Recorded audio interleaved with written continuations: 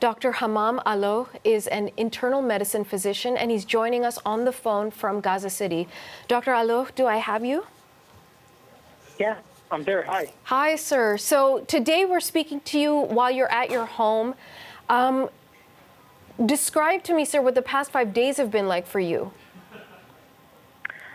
It's like 1 minute you're sitting with your children, playing with them, embracing them, trying to make things easier for them, and the next minute you're sweeping away a broken glass and trying to save them from being injured by the products of explosion. Another minute going to hospital, seeing patients deprived because of the shortages and medications, utilities, surgeons, blood products. It's a mess everywhere.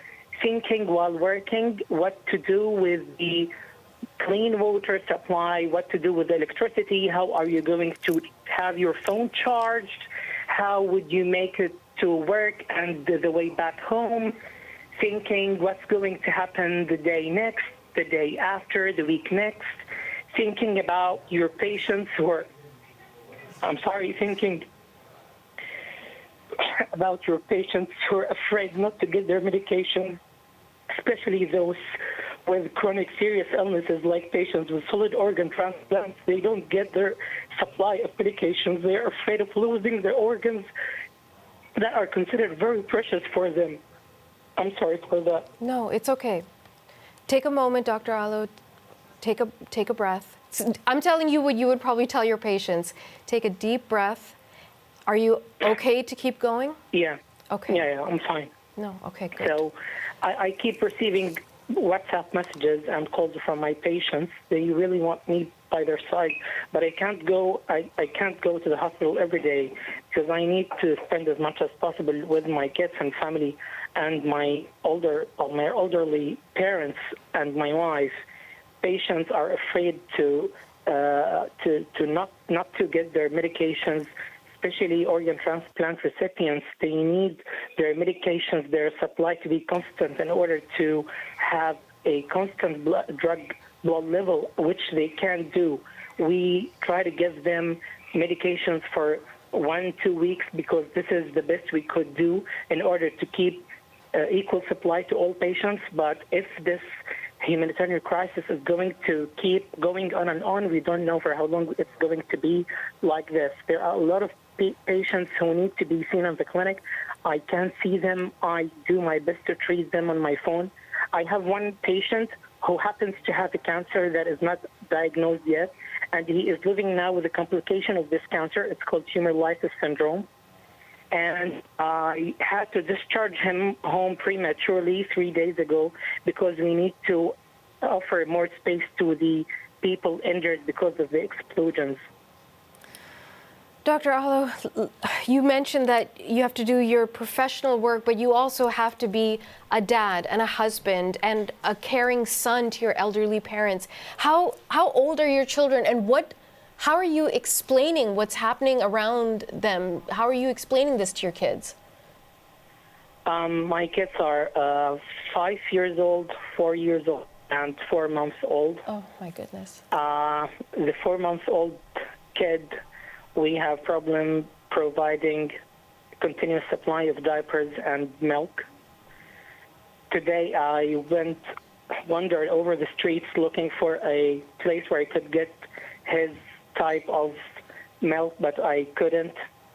My older kids, the 5 and 4-year-old, I keep telling them there are clashes, problems.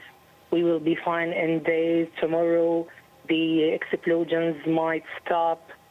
I try to keep them busy, painting, playing with dough, playing spelling bee, and doing stuff like that. Every day during daytime, I try to figure out a way to continue things to keep them occupied until it's nighttime to send them to bed. It's quite difficult, and this is not the only problem I'm dealing with. I don't have enough clean water supply, electricity. As what I've just heard is what you mentioned is right. I mean, The Gaza Electricity Generating and Distributing Company has declared earlier today that they are out of fuel, so they stopped generating electricity. The electricity we are using, like the one I charge my phone to talk to you through, is through private generators. Not a lot of people can afford doing this.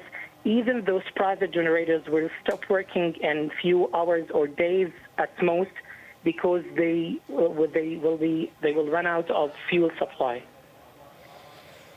You know, Dr. Alloh, for those of us in Canada, this is so hard to imagine, that food supply is being cut off, water will be cut off, electricity is done. How long can you all last like this? What if this keeps going for days and days? You know, a human can always try to adapt. I don't really have a good answer for your question, but this is not the first war, although the worst war to ever live and go through. But from previous experiences, we have learned to manage things. So we try to buy dry food forms like legumes. We try to keep extra drinking water in our houses. For the electricity, we have no solutions. Even if we come up with ideas to solve these problems, these ideas will not help us to solve these issues for more than a few days. So I don't really have a good answer for your very difficult, sad, though real question. Dr. Alloh, what I'm hearing from you is that you are providing care for your patients, of course, your children, your wife, your parents. Are you like, who's taking care of you? What's going on in your head?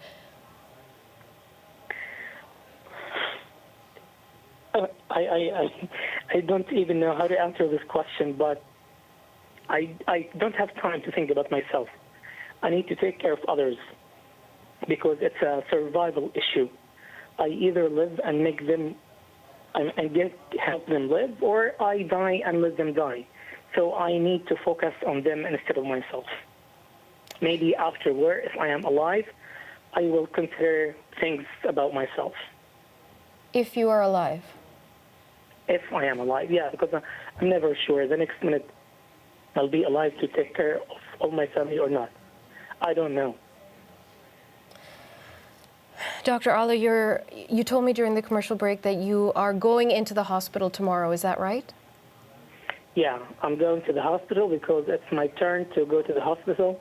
Like you just mentioned while introducing me to the audience, I'm an internal medicine physician, and I did a subspecialty in nephrology. I'm a kidney doctor, basically. So patients undergoing maintenance dialysis, for renal failure, and patients admitted for kidney diseases, they need to be seen by a specialist kidney doctor. So they need to be seen on a daily basis by people like me. So I'm going tomorrow for my turn because other kidney doctors have their turn yesterday, today, and my turn is going to be tomorrow. Do you want to go in? I can't even think of not going. I don't have an option.